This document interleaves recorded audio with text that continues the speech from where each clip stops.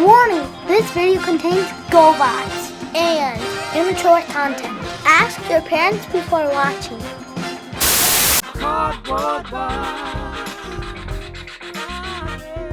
Welcome to Cardboard Bots. In this review, we're going to be looking at GoBots CRAIN BRAIN, or rather, Crane Brain, as it appears on the packaging. It sounds the same, but the spelling is lame.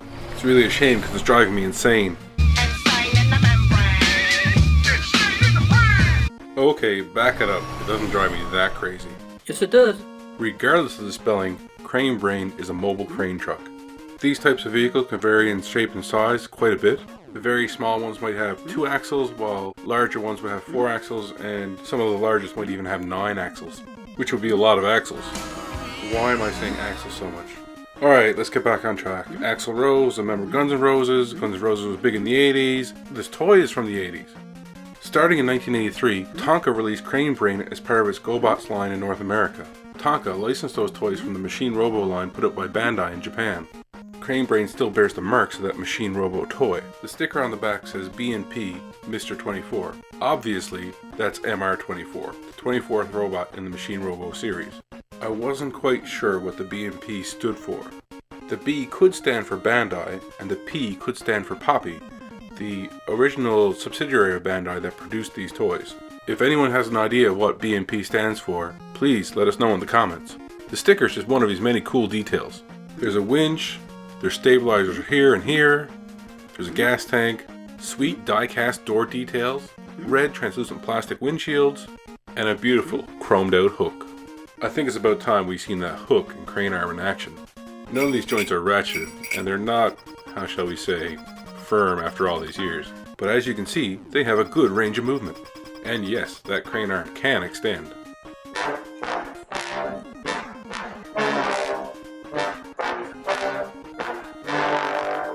Before we listen to Crane Brain practicing his musical scales again, let's take a look at how he scales with some other vehicles.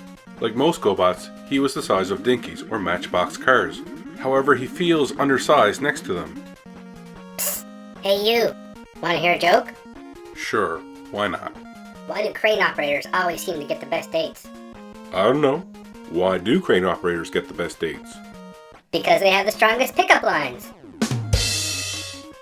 Moving right along, here he is next to New Age Flipper, Magic Square's 4-wheel drive, Cyberverse Commander Optimus Prime, and another crane truck, Magic Square's Architect. These are all very small vehicle modes, and he doesn't scale with any of them. Maybe it'll be a different story in bot mode. On to transformation. Unlike most GoBots, this guy is a parts former. I'm wild about his windshield Wellingtons. His extendable arms and legs gives him that extra height that he really needed. The head on my copy seems slightly askew.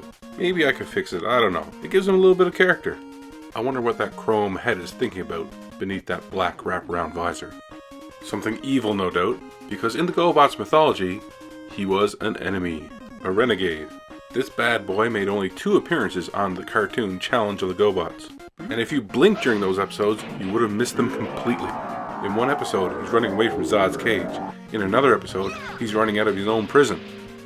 There, you're 100% caught up with his character development. Of course, in Machine Robo, he wasn't a bad guy, he was just a robot. The toy itself was designed really well. There was die cast on those front feet, and there was lots of surface detail on the legs and the torso. I originally thought those bright thighs were die cast as well, but they're actually just chrome plastic. Does anyone out there know what the copyright GK means on his back? The GK mark is also present on the Machine Robo packaging, but I have no idea what it means.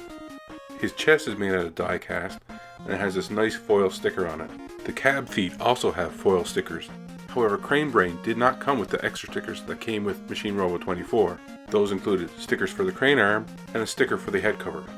In bot mode, he measured about 8.5 centimeters, or about 3 3/8 inches. Let's see how his size compares to Spike, Flipper, 4-wheel drive, Hi-Fi, Exospike, Red Cannon, Cyberverse Optimus Prime, Architect, Commander Dutch, Transporter, and Missile Tank Robo. Nice boots. Thanks, Robo bro. I like your boots too. And there you have it. My interest in these bots come down to their robo booties. Wait, that doesn't sound right. Ooh, his head hinges. His arms can do this, and his arms can do this.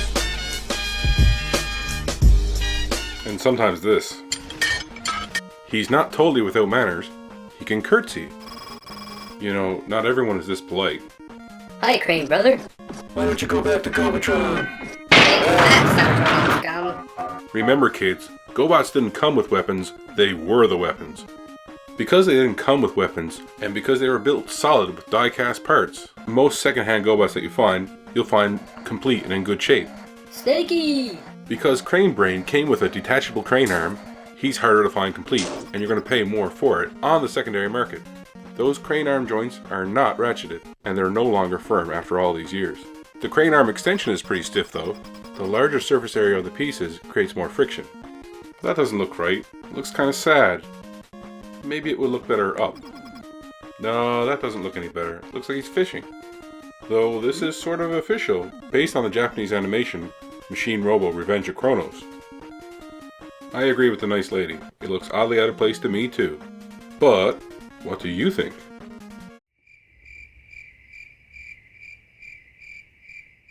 Perhaps there's better uses for his crane arm. Maybe a caber toss. Or as bagpipes.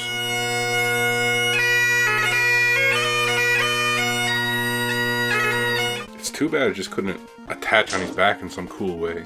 I cheated and used putty here. You can sort of attach the crane arm to his shoulder stabilizer. To do this, the crane needs to be extended just a little bit. It's not a perfect fit, and the plastic has to flex a little bit, so just be aware of that. It sort of looks like a shoulder cannon like this. Parts former or not, Crane Brain is a fun little GoBot. You can find decent used GoBots at yard sales, flea markets, even online. These toys are pretty sturdy, and so they lasted throughout the years. They're not going to cost a whole lot, they're not in fashion anymore. Crane Brain is an exception, however. You're not going to find him in a used toy bin with his stickers intact and his chrome in perfect condition. And the only way you're going to find him with his crane attachment is if you go to somewhere like eBay or one of those Facebook collector groups. So if you're just getting into GoBots, don't start with Crane Brain. Oddly enough, he's the only true GoBot that I have. I have no nostalgia for this character or this toy. I simply admire yellow-orange construction vehicles that turn into robots. I adore the windshield feet, and I love the simple transformation. Thanks for watching this stop-motion review of GoBots Crane Brain. So, what gets reviewed next? Will it be Armorhide from the Transformers live-action movie line? Could it be Little Legends Megatron from Transformers The Last Night movie? Or will it be whatever's inside the mystery box? As always, you decide. Vote in the poll up above. Does Crane Brain's lane name drive you insane? Is this GoBot a bot you just got to go get? Or if you already have one, will your ego let you let go of your Machine Robo, bro? Let me know in the comments below, yo. Gotta go.